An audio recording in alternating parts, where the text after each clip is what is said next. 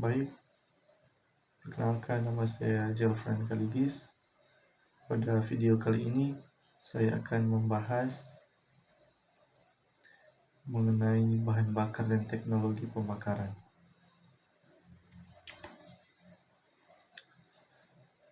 Kenapa pembakaran sangat penting?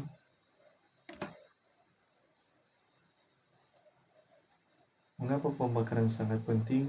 Karena 90% energi di dunia dihasilkan dari pembakaran. Seperti contoh pada kehidupan kita sehari-hari, seperti listrik yang dihasilkan oleh pembangkit listrik tenaga batu bara, kemudian kendaraan yang energinya juga dihasilkan dari pembakaran pada mesin, dan masih banyak lagi.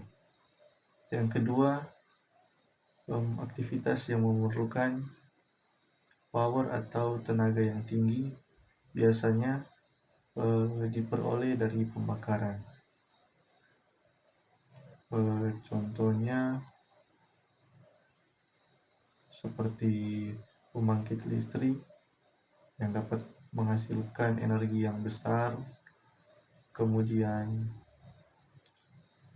senjata api yang juga dapat melesatkan peluru dengan sangat cepat, dan masih banyak contoh lain. Yang ketiga, pembakaran dapat menghasilkan panas dalam waktu yang singkat. Contoh sehari-hari seperti saat kita mendidihkan air atau membakar sesuatu, biasanya pembakaran akan langsung menghasilkan panas dalam waktu yang singkat. Kemudian, industri. Pembakaran dapat berguna di berbagai industri, seperti industri pengolahan makanan yang memerlukan sistem kerja atau proses pembakaran, kemudian industri manufaktur, dan industri banyak lagi. Selanjutnya, pabrik baja. Biasanya pada pabrik baja untuk melelehkan atau menggunakan logam, atau untuk mentreatment logam atau material lain, biasanya digunakan proses pembakaran. Kemudian teknologi militer. Pada teknologi militer biasanya pembakaran selalu terdapat pada rudal, pada peluru, senjata api, bom atau peledak, dan masih banyak lain. Kemudian peran pembakaran. Yang pertama, energi pembakaran yang didapat sangat cepat. Yang kedua, densitas daya yang tinggi. Dan yang ketiga, pembakaran mudah dikontrol. Pembakaran dapat terjadi jika bahan bakar dan oksigen bersatu, kemudian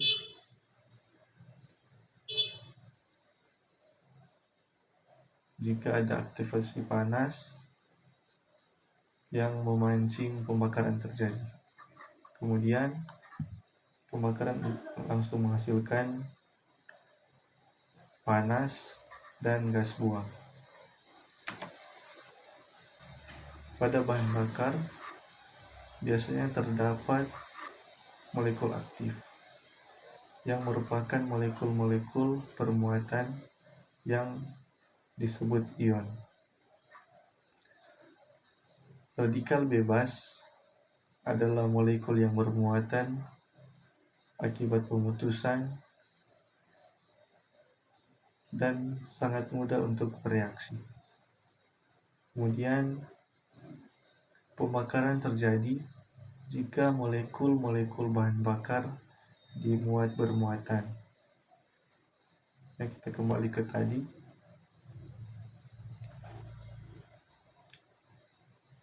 Jadi molekul yang bermuatan disebabkan dari pemutusan rantai pada molekul-molekul. Kemudian energi disiosasi. Energi disiosasi adalah energi yang diperlukan untuk memutuskan satu ikatan kimia dalam satu mol atau dalam satu molekul. Energi disiosasi biasanya dinyatakan dalam kilojoule per mol atau kJ per mol. Ini juga merupakan ukuran energi yang terdapat pada ikatan kimia dalam suatu mol atau molekul. Nah, berikut ini adalah contoh energi disiosasi. Yang pertama, molekul H2 yang memiliki rantai seperti ini, memiliki energi disosiasi sebesar 436 kJ per mol.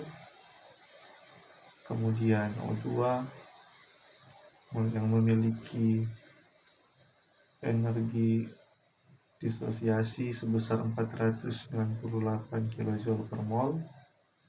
Kemudian N2 yang memiliki energi sebesar 945 kJ per mol, dan Cl2 yang memiliki energi disosiasi 243 kJ per mol, dan CH4 yang memiliki energi disosiasi sebesar 412 kJ per mol. Jadi, energi disosiasi ini menunjukkan seberapa besar atau kuatnya suatu ikatan antar atom. Jadi, semakin besar energi disosiasinya, maka semakin kuat juga ikatan tersebut dan akan semakin sulit untuk diputuskan.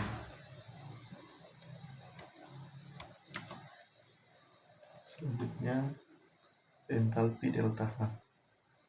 Entalpi delta H adalah besaran atau ukuran perubahan energi panas dalam suatu sistem pada tekanan konstan. Reaksi ini digunakan untuk memprediksi sifat reaksi. Yang pertama, reaksi eksotermis. Ketika delta H lebih kecil dari 0, maka itu akan melepas kalor. Selanjutnya, pada reaksi endotermis, jika delta H lebih besar dari 0, maka itu membutuhkan atau menyerap kalor yang ada di sekitarnya. Kemudian, jenis-jenis bahan bakar. Bahan bakar primer adalah bahan bakar yang langsung tersedia dari alam dan belum melalui proses pengolahan kimia. Ciri-cirinya, yang pertama, diperoleh langsung dari alam, tidak memerlukan proses konversi lebih lanjut untuk digunakan. Kemudian biasanya digunakan sebagai sumber energi utama.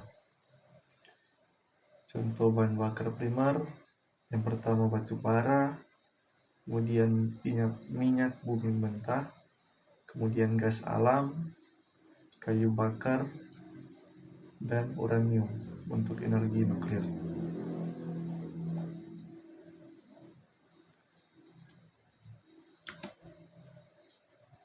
Selanjutnya, jenis-jenis bahan bakar.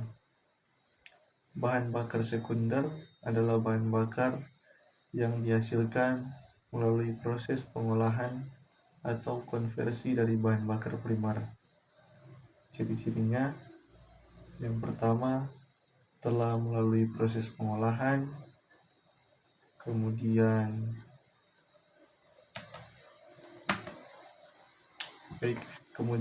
digunakan untuk efisiensi atau kemudahan dalam distribusi dan penggunaan.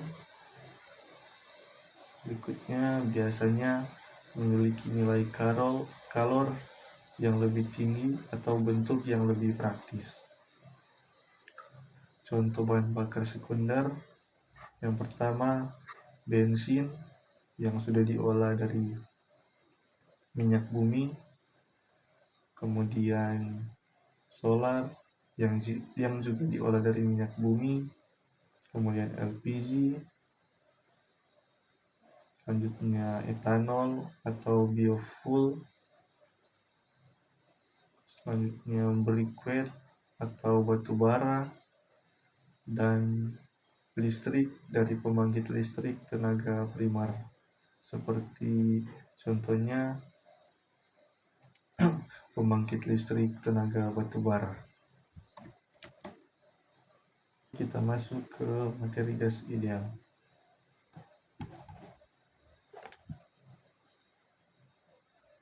Sebuah partikel yang memiliki massa m dan kecepatan v kuadrat berada dalam kotak yang memiliki luas L dan memiliki 3 sumbu, yaitu X, Y, dan Z.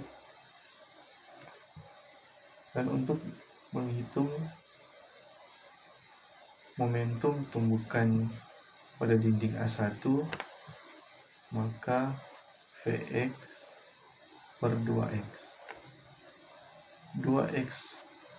2mVx kali Vx per 2x sama dengan 2mv kuadrat per 2x menjadi mVx kuadrat per x.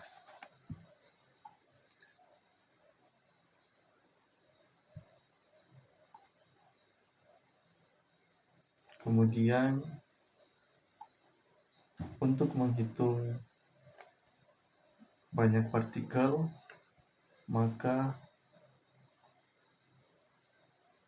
kita gunakan rumus berikut, yaitu P sama dengan sigma mVx kuadrat per L kuadrat. Maka P sama dengan M per L pangkat 3 kali dengan Vx1 kuadrat ditambah Vx2 kuadrat ditambah dengan Vx3 kuadrat ditambah dengan Vx4 kuadrat dan seterusnya. Karena jumlah partikel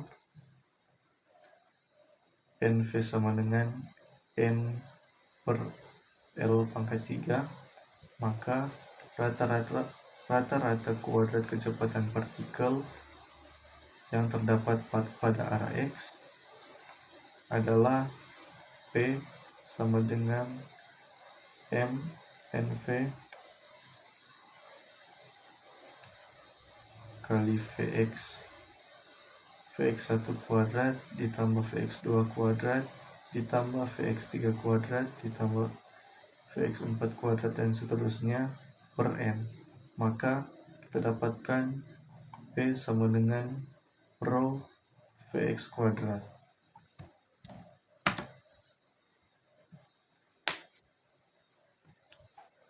Untuk menghitung kecepatan total partikel pada ketiga sumbu X, Y, dan Z, maka V kuadrat sama dengan Vx kuadrat ditambah dengan Vy kuadrat ditambah Vz kuadrat sama dengan 3Vx kuadrat. Maka Vx kuadrat sama dengan 1/3 V kuadrat.